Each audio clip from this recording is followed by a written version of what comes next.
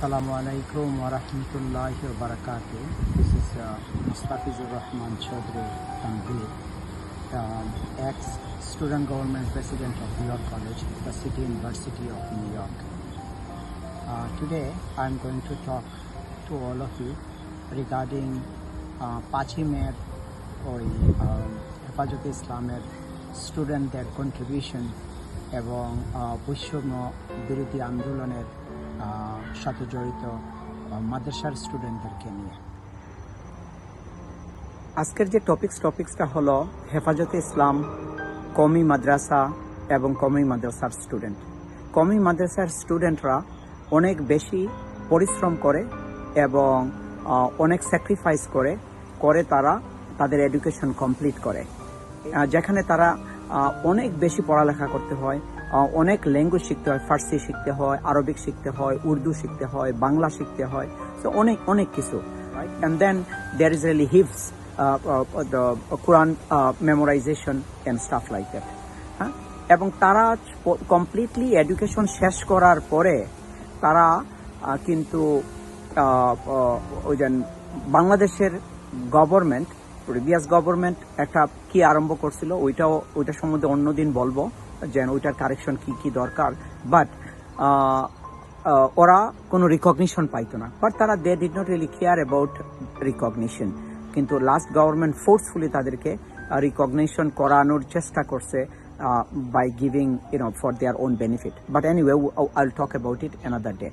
So তারা তাদের সারা জীবন পড়ালেখা করে without thinking they will get a return from this country.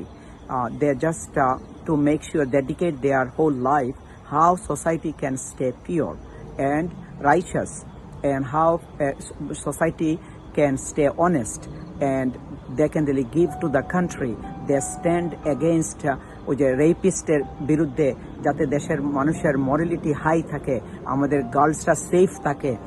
তারা তাদের জীবনের সমস্ত কিছু কি দিয়ে বিসর্জন দিয়ে কিভাবে মানুষের বেসিক রাইটসটা ঠিক থাকে, মানুষের মধ্যে নীতিবোধ থাকে, এইগুলা সম্বন্ধেই তাদের সারাটা জীবন উৎসর্গ করে দেয়। কিন্তু তাদেরকে যখন বেতন দেওয়া হয়, কোনো কলেজ মানে কোনো মাদ্রাসাতে যদি তারা পড়ায়, মাদ্রাসায় কত টাকা বেতন দেওয়া হয়, অথবা মসজিদে যদি ইমামতি করে তাদেরকে কত টাকা বেতন দেওয়া হয়। These are the few area. Even যদি আপনার ছেলেকে বা মেয়েকে তারা পড়ায়, তাহলে কত টাকা বেতন আপনারা দেন।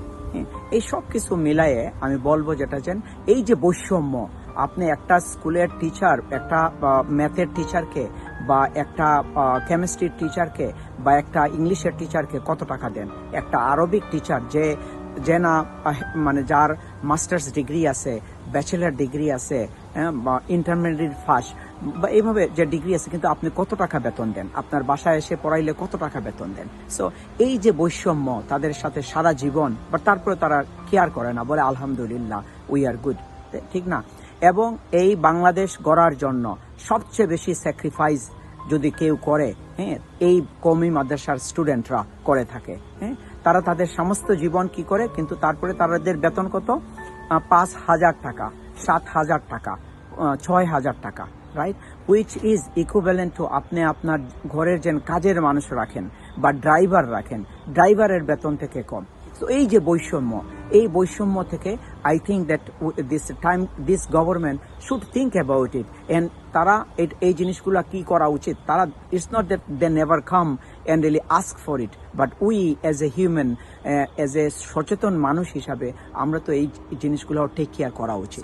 এবং লাস্টলি আমি বলবো যে এই বৈষম্য বিরোধী আন্দোলনে অনেক হাফিজ মারা গেছে, অনেক মৌলানা মারা গেছেন, অনেক স্টুডেন্ট মারা গেছে, এন্ড বিফোর দ্যাট ইভেন তারা কিন্তু পার্টিসিপেট করছে এইটা ন্যায্য দাবি হিসাবে। আমাদের দাবি, আমাদের মৌলানা বাদে বাকি যারা আছে সবাই কিন্তু এইটাতে আসছে, তারাও আসছে, তারাও এটাতে পার্টিসিপেট করছে, কারণ জানে যেটা তারা সবসময় ন্যায়ের পক্ষে, রাইটের পক্ষে। কিন্তু যখন তারা আসছিল, তারা যখন আন্দোলন করছিল, তখন আমরা কি তাদের মতো তারা যেভাবে আসছিল ওইভাবে আসছিলাম? তারা যখন মারা গেছিল তখন কি অ্যাটেনশন পাইছিল? তারা যে মারা গেছিল তখন কি প্যারেন্টসরা, আত্মীয় স্বজন, আপাময় জনগণ নামছিল? কেন নামছিল না? কারণ একটা ছেলে বলছিল যে এই ছেলেগুলা যখন মারা গেছিল, মোর স্টুডেন্টস ডাইড ইন 5th মে, ওই যে কিসের হেফাজতে ইসলামের সময়, কিন্তু less people came to the street. কেন এই বৈষম্য? কেন? কারণ তারা তাদের বাবা মা নাই, তারা অরফেনের জন্য। So I think that it's a সামাজিক ডিউটি ইভেন তাদেরকে রিকগনাইজ করা, তাদেরকে রাইট সম্মান দেওয়া। যদিও তারা চায় না, কিন্তু আমরা তো তাদেরকে দেব। আমি প্রপোজ করি যে এই বিপ্লবী গভর্নমেন্টে ওই কওমি মাদ্রাসার স্টুডেন্ট থেকে ওই অ্যাডভাইজার, একজনকে অ্যাডভাইজার করার জন্য আমি কি করে অ্যাসিওরেন্স দিয়ে বলতে পারি যে ইনশাআল্লাহ will not be deprive. And thank you very much. সালাম বাংলাদেশ, সালাম ছাত্র সমাজ, তোমরা আমাদের ভবিষ্যৎ।